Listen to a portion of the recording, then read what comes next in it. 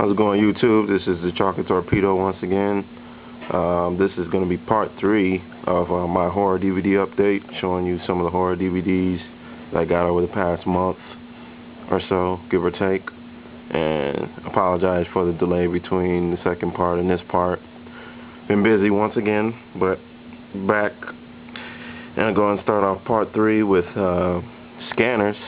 And this is a David Cronenberg joint about the telekinetic people control things with their mind. And this movie's famous for the head explosion scene.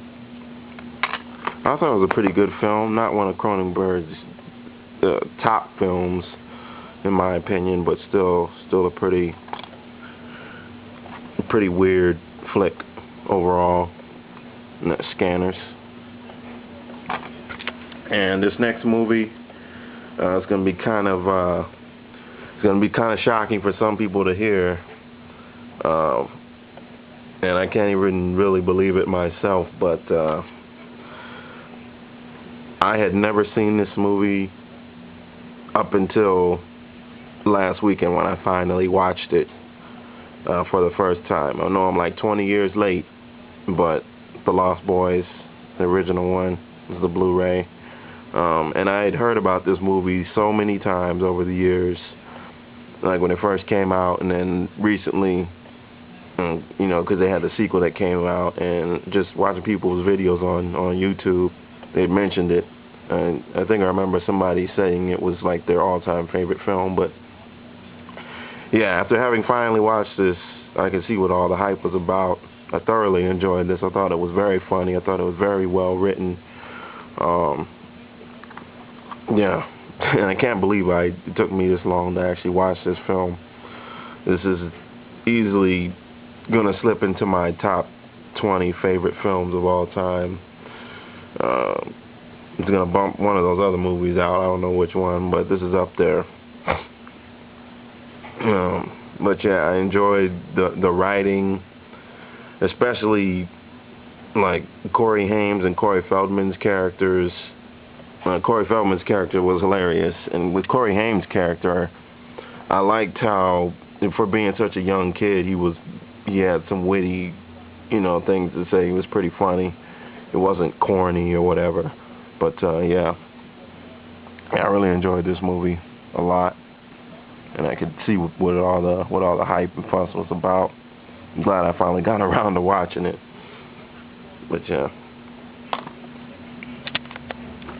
And then next up, we got The Evil Dead, the Anchor Bay Ultimate Edition.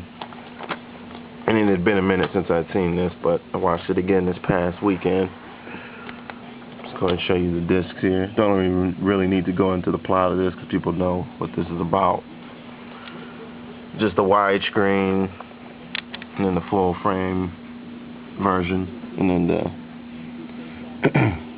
some extras on the women of the film. I love this little set.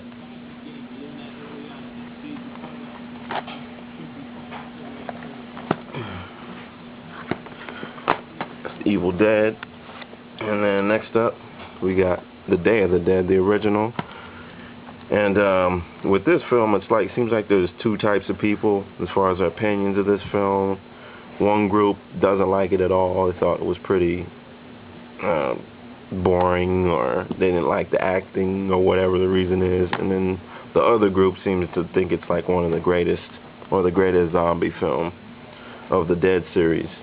I'm like somewhere in between. I mean, I really love it. It's in my top 3 as far as zombie films go. But it had been about 14 years since I actually watched this. And then I watched it this past weekend, and I enjoyed it a lot. I actually thought that some of the overacting in it, actually, instead of it being like a detriment, it actually enhanced, the atmosphere of the film.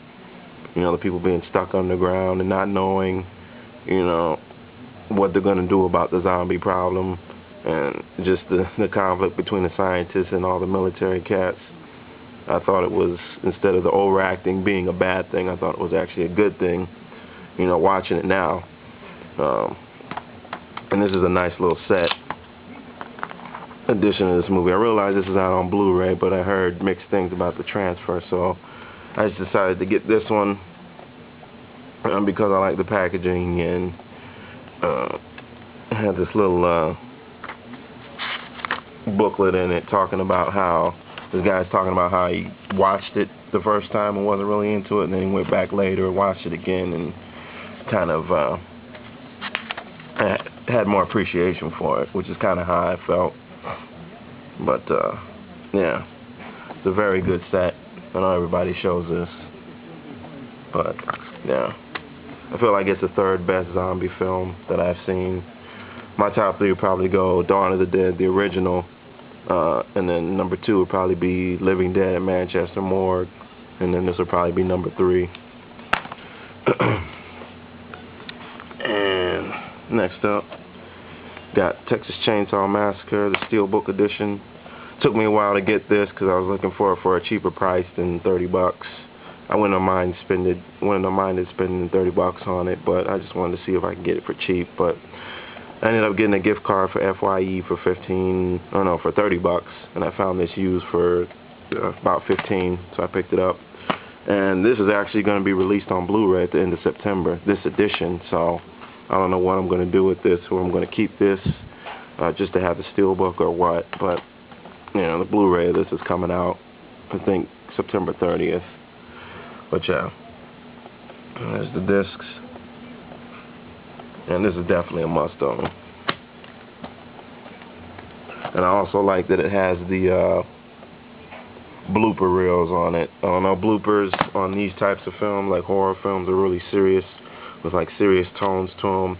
It just kind of enhances the bloopers because it's such a contrast to what's actually going on in the movie. So I feel like all horror films on DVD should probably have bloopers. It would just be interesting to see on movies like that. But that's Texas Chainsaw Massacre. And then we got, this is an interesting one. I saw this at a place called Silver Platters, and it sounded vaguely familiar because I thought I heard somebody talking about it before, but there was a sticker on it that said bonus disc of The Blood Spattered Bride. I was like, okay, I remember somebody saying that was rare, but I wasn't sure if it was just like a sneak peek or if it was the entire movie. So I actually just took a chance and spent the $30 and got this set, and lo and behold, it is Daughters of Darkness as well as The Blood Spattered Bride. And having heard that this particular film was rare, and I'm guessing this is too, I don't know. I just decided to pick it up. I watched both of them. I didn't. Daughters of Darkness was all right for a vampire film. I don't really want to get into the plot and spoil it. This one was a lot more bizarre than I figured it'd be. I enjoyed The Blood Spattered Bride a lot more than Daughters of Darkness. But yeah, there's the disc. It's actually the full movie. Like I was saying, there's the chapter selections. But yeah. And I'll probably end up picking up the single disc of Blood Spattered Bride if I can find it, just to have it. So. And then, I'll show you the back real quick. 2 disc. Blue Underground release. They're releasing a lot of good stuff. And next up, we got Basket Case.